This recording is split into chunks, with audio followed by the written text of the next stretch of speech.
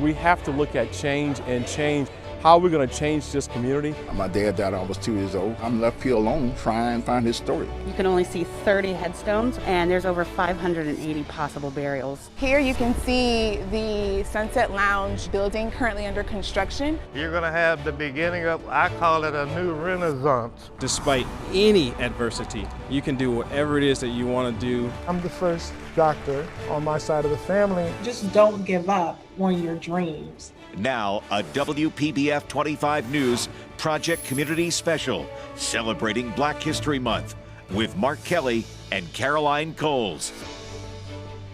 Tonight, we are highlighting the achievements of local African Americans, from longtime educators to people who have broken down racial barriers and fought for civil rights. You're about to relive the stories of these courageous men and women as we recognize their roles in history.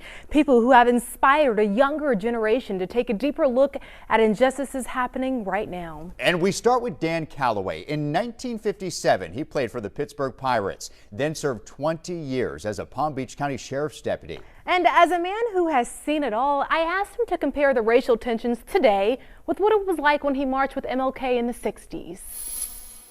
From marching with Dr. Martin Luther King Jr. to supporting the Black Lives Matter movement, 82-year-old civil rights activist Dan Calloway has been pushing for change ever since he could remember. What was it like to march with Dr. Martin Luther King Jr., a man who dedicated his life to fighting for equality? Paint that picture for us. Well, it's a good picture and it's a bad picture because I was young, I was in my 20s, and I resented that we had to do that even at that age. He was so much of a nonviolent, and most of us wanted to fight back. We had to restrain ourselves not to fight back, and that might have been the hardest thing that I ever had to do, because growing up in Riviera, and when the Ku Klux Klans came in this town, and my mother had to put us under the beds and jump on top of us to try to protect us, my three brothers, we wanted to fight back. Calloway, who played baseball for the Pittsburgh Pirates in 1957, then spent 20 years as a deputy with the Palm Beach County Sheriff's Office, shares more of what it was like to grow up during segregation in his book entitled Holes in the Tar Paper, which he hopes serves as a lesson for this new wave of activism. When I see some of the peaceful protests that takes place today, one thing that really strikes me is how similar they look to some of the protests that took place in the 50s and the 60s, where you have protesters holding signs that say police brutality must go. Is it concerning to you that here it is in 2021, we're still having to deal with these injustices?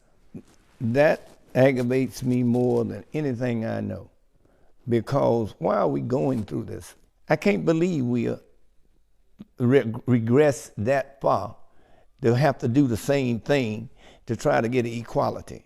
I mean, it's really embarrassing. But Calloway says he isn't giving up on fighting for justice. In fact, he believes the younger generation, some of who he mentors inside this recreation center in Riviera Beach, named after him, will help create a better tomorrow. What advice would you give to them? Whatever you believe in, and if it's right, don't get away from it. Don't let nobody take that from you. Stand your ground. When I say stand your ground, that doesn't mean going out here and burning down something. Stand up and do it intelligently, and do it, and then do it peacefully. Calloway is currently working on his next book called Time for Change. Our next story takes us underground, where archaeologists are digging for loved ones lost years ago. Angela Rozier explores how people are coming together now to make sure their family is not forgotten 100 years later.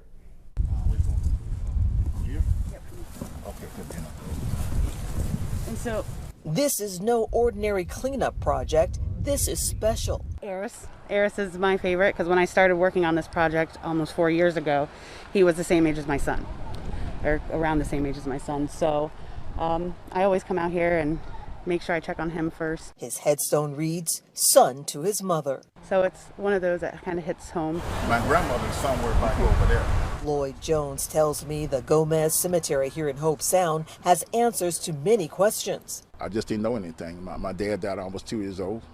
I think there was a lot of pain in the family because of his death. He was so young. My family didn't talk about it.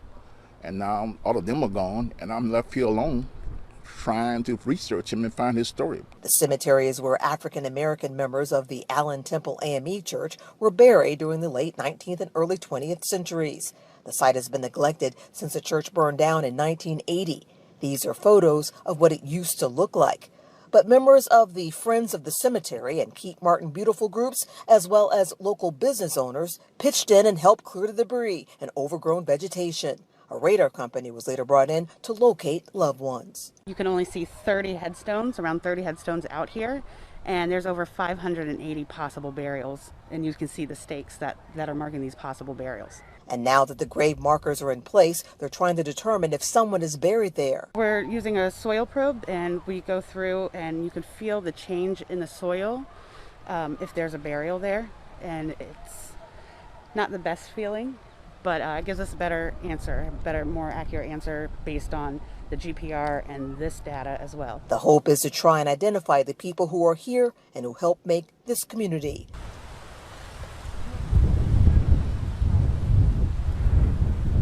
What did that mean?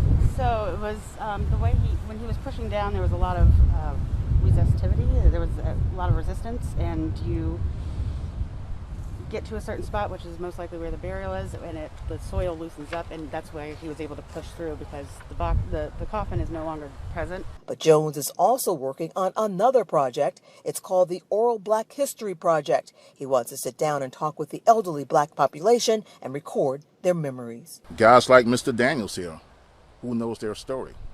I don't know their story right now. He's lying here, but I'm sure somebody in this community knows of Mr. Daniels and may know his story. Angela Rozier, WPBF 25 News. Well, Jones says they're working with the University of Florida, and hopefully within the next couple of weeks, they can train people to do interviews. President and CEO of the Urban League of Palm Beach County, Patrick Franklin, has dedicated his career to helping people. Take a look at how he's creating change right here in our community. Give me his number because I will definitely call him. Many of us typically choose our careers, but that was not the case for Patrick Franklin. The Urban League came knocking on my door, which was not on my career path. And I basically said I'll do this job for 6 months, and it turned into 19 years. But Franklin's work with the Urban League is not too different from his traditional profession. As an engineer, he's used to creating things, and change is one thing he's hoping to create in the community. We have to look at change and change how we're going to change this community, how we're going to change the environment, how we're going to change the paradigm. Franklin's fight to create change is not going unnoticed. He's one of the co-chairs on the West Palm Beach Mayor's Task Force on Racial and Ethnic Equality and is committed to cultivating justice and peace. We got to find ways to eliminate racism. We got to find ways to just eliminate the disparities that we all are being faced with right now. And for Franklin, eliminating systemic racism and bringing about real change begins with a simple youth discussion. If they're not taught the history of what has happened in the past, then they are absolutely in place to repeat the past if they're not taught what really happened in our past. Now, in addition to working on the Mayor's Task Force, Franklin is also teaching the youth about race and equity through virtual trainings. Now it's time to meet a local man who has endured an unbelievable amount of hardships, but is now using the business he started to give back to deserving students. Angela Rozier explains how it all started with time. January 1st, 3 years is the official launch. Trevon Adderley wears many hats. The Palm Beach Gardens native is a Navy officer. I'm a lieutenant in the Navy. I just got back from Bahrain. It's a small island in the Middle East. He's a mental health advocate. I have family members that have gone through some forms of mental illness, and that's why it's so near and dear to my heart. And 3 years ago, he started the Mark Adderley Watch Company. This is one of the watches here. His latest watch is this Black History Month watch that can be worn 365 days a year. So in the dial of the watch, you see Africa. And on the bottom, there's Black History.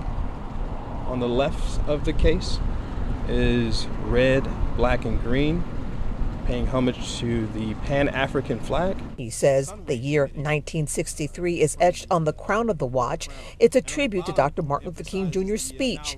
In fact, he says this line of watch is called the Dream.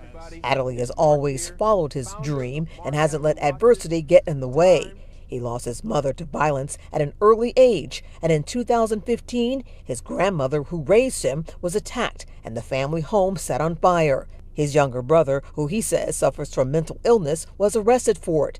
Adderley would later start the Say Yes to Mental Success campaign. He also used his watch business to give back to the community. A percentage of the purchases was used to help fund scholarships for graduating high school seniors in Palm Beach County. He wants everyone to know, no matter the circumstances in your life, you can achieve. Despite any adversity, you can do whatever it is that you want to do. You see my examples, you see what it is that I do and what I continue to do, and that's what I want to be remembered by. Angela Rozier, WPBF 25 News. Adderley says he hopes to do more for the community. He wants to give students a grant to put toward their own businesses. They got to tell the difference between LOVE and HATE. Next, one of the first black educators in South Florida relives what it was like to teach at an all-white school. Plus, inside an iconic club, the Sunset Lounge. We turn back the hands of time and also look towards the future full of new ideas. And meet the former Suncoast grad who worked her way up to be the woman in charge.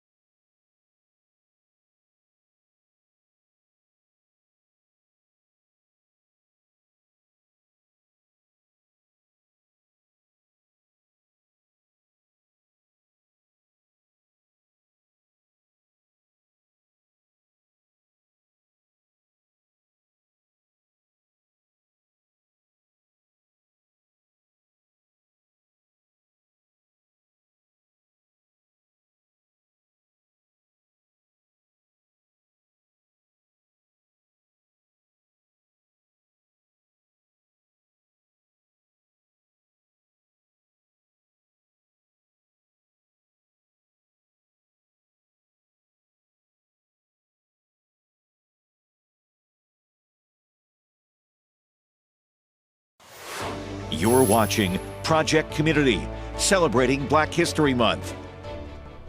And as we told you earlier, we wanted to hear from people who faced racial barriers growing up and see if they think we've made progress today. And Ginger Colebrook, she is living history. She was one of the first black educators right here in South Florida to teach at an all-white school when segregation ended. In her own words, this is her story. You were one of the first black teachers to integrate schools after segregation in our area. Tell me about that experience. It was better after integration. And when we was sent to another school, because we had books that were used by the white students, and we used them in the black school. When we integrated, we had brand new books. How do you compare the protests that we see today to the civil rights movement that you witnessed when you were growing up? I get angry seeing that stuff. I really do. I get angry.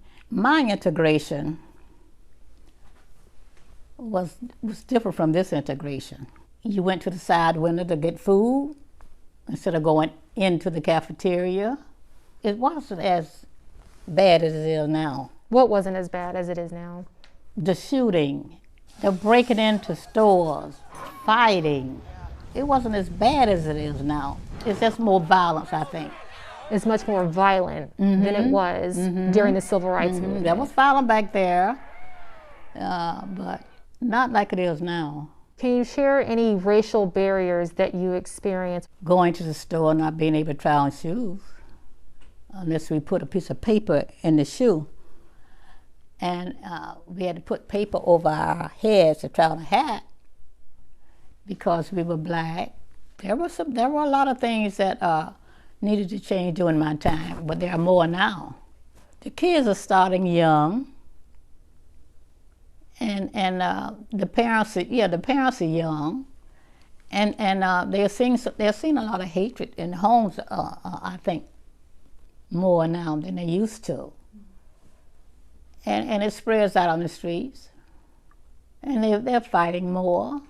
So they got to tell the difference between LOVE and HATE. I learned so much from Ms. Colbrooks. In fact, her story of how she helped integrate Palm Beach County schools was taught as part of a Black History Month showcase at Freedom Shore Elementary School. That's where Ginger's daughter, Carla Colbrooks, now teaches. It's almost impossible to tell the history of African Americans in Palm Beach County without telling the history of the Sunset Lounge. During a time when many African Americans had nowhere else to go for entertainment, the Sunset Lounge was a staple for legendary acts. The sunrise. It usually signifies the birth of a new day.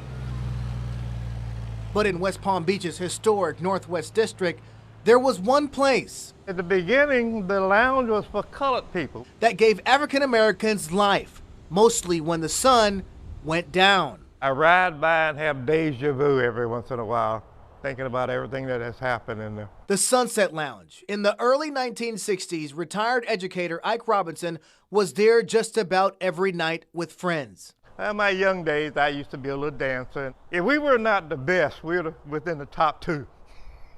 It was built in 1926 and over time provided Black people separated, segregated from everyone else, a place to call their own, a second home. Just like the school took care of the educational needs of the community and the churches took care of the religious needs, the Sunset to me is the cultural equalizer.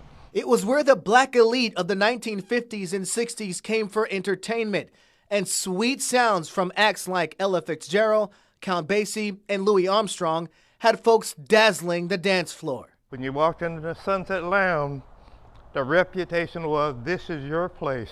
But over the years, the lounge lost its luster and money. With desegregation, many of us started moving out, and the support of the lounge started dwindling.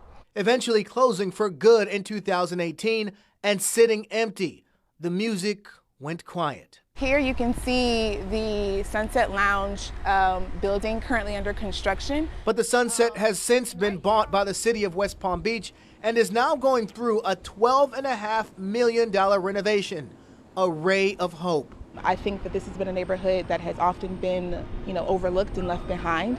And so purchasing this building and then deciding to do a full renovation and rehabilitation of the building is just one of the first steps into revitalizing the neighborhood. On the first floor, a renovated bar, lounge, and brand new restaurant. Much of the work on the second floor is just to restore what was the full ballroom and the mezzanine level. To go along with an additional 7,000 square foot expansion. So this will include the rooftop garden, office space, and a park for kids to play and listen to music directly across the street.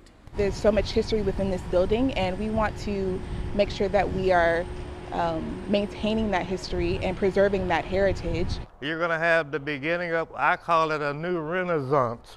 Now in his 80s, Ike says he's overwhelmed with seeing the place where he and people who look like him were accepted, now given a jolt of life. Seeing the area change, seeing youngsters come in, your Black businesses, your doctors and your lawyers, all who look like me and you. Soon he hopes to see kids playing in the park and hear music playing in the lounge once again as the sun rises and sets on a new era. Sunset is my baby. That's my world. Shane Wright, WPBF 25 News. Can't wait to see it all done. Well, Ike Robinson spent 16 years on the city commission. He was a key component to getting the Sunset Lounge renovated. Before final decisions were made on how to revitalize the lounge, the city says it held several forums to get input from the surrounding community as well. Well, now we highlight a local woman who worked her way up to becoming the first Black CEO at her law firm. She's a woman who knew she possessed the power of persuasion. Angela Rozier takes us on her journey.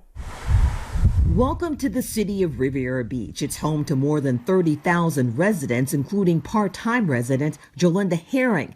Herring was just named CEO and managing shareholder with the Bryant Miller Olive Law Firm. Their offices are located throughout Florida, Atlanta, and Washington, D.C. I am the highest official. So everything runs through me at the end of the day. So my job is really responsible for strategy of the firm and how we will move forward. The Suncoast High School graduate is making history. I am the first African-American female. I am the first African-American lawyer that was hired here, the first shareholder, African-American shareholder. So yeah, I guess I've done a lot of firsts at the firm. Practicing law wasn't her first career choice. In fact, she wanted to practice medicine. I think that my story is a little bit unique, as you know. So when I graduated from Suncoast High School in Riviera Beach, I went off to Fisk University, and my goal was to be a doctor. But her father's construction business, Herring Paving, also in Riviera Beach, came calling. So after receiving a bachelor's degree in chemistry from Fisk University, which is a historically black university in Nashville, Tennessee, she went on to get her MBA at Vanderbilt, graduated with honors, and then began working for the family business for 5 years, and then went on to FSU for her law degree. And this area was actually just a perfect merger of what I was doing, all the things I learned in the construction industry, because in public finance, we build projects. Her family's construction business have left its mark. This community garden in Riviera Beach has a plaque with her father and mother's name on it. The property, which is owned by the Herrings, was rented to the city for $1 a year. Her advice for anyone with a dream: set a goal, figure out how you're going to get there, and don't let anyone stop you. And also know that sometimes when you may be in a holding pattern or delay, there may be a reason for that. And just don't give up on your dreams and just continue to always have a positive attitude. Angela Rozier, WPBF 25 News. A remarkable woman with a remarkable story. Now, the family always knew Herring was special. She began to talk at around 11 months old and walked before she was 1. Ahead, the inspiration behind the first African American ever to be Palm Beach County School Superintendent. But before we head to break, we honor Dr. Emma Banks, a prominent educator who runs Inlet Grove Community High School. If you educate our kids, your crime will stop. I think you'll have a better community, because guess what? If I'm educated and you're not educated and I see you doing something wrong, I can come up to you and say, young lady, I think you're making a wrong decision. I mean, you can mentor her.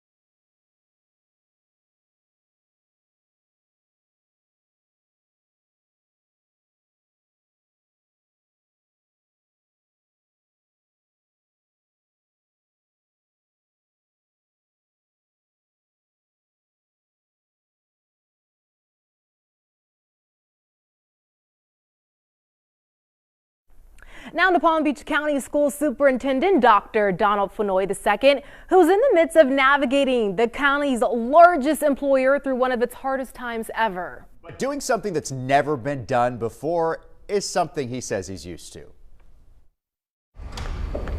To be the first to ever do something doesn't come without some type of motivation. I'm the first doctor on my side of the family. Palm Beach County School Superintendent Dr. Donald Fenoy II draws his from a piece of paper hanging on the wall in his office. In my office is my great-grandfather's high school diploma. A very old piece of paper. From the Negro Industrial High School in Birmingham, Alabama. He graduated in 1922. Dr. Fenoy isn't just the first ever to earn a doctorate degree in his family. He's the first African American ever to be Palm Beach County School Superintendent. I really did not intend to go back to graduate school to get my doctorate. And essentially my grandmother said, if your great-grandfather can get his high school diploma in the middle of Jim Crow in the 20s, you can go get your doctorate. And since 2018, he's been leading the 10th largest school district in the country. I'm just very excited, and I'm just humbled. Knowing with great power comes even greater responsibility, breaking stereotypes. I remember a young lady telling me when I was in Orlando that, I helped her get into the University of Florida, and she said, you're nothing like what people told me black men were. So here's this white student who, because of her real interpersonal experience with me, now has a changed view based on what people fed her, not what she experienced. He's become a constant face on our TV screens as the district deals with the pandemic. Now I'd like to share with you a brief update on COVID-19. But we're not the only ones watching. I think for me what is inspiring too is to hear kids, black, brown, green, and others say, you know what, I think I could do that job. Oh, wouldn't great-grandpa SC be proud? Him earning that piece of paper in 1922 against all odds. Nearly 100 years later, his great-grandson is shattering odds of his own. At least for me, in this period in history, my hard work and perseverance has paid off, but more importantly for my own children and all the children that I serve, that whatever negative stereotypes you may have about a black man may not be true of me. Shane Wright, WPBF 25 News. Dr. Fenoy says the district is putting a spotlight on Black History Month in a number of ways, and he hopes this recognition shows what it really takes to make positive change in America. Next, the College Scholarship Fund students still have time to take advantage of. And as we go to break, we highlight the owner of McCrae's Backyard Barbecue and Seafood. Derek McCrae says he's determined for his father's legacy to live on. Ever since I can remember, 5 or 6 years old, I've been going to work at the barbecue stand with my dad, washing pots. I made a vow to my father that I would not change the way that we was cooking.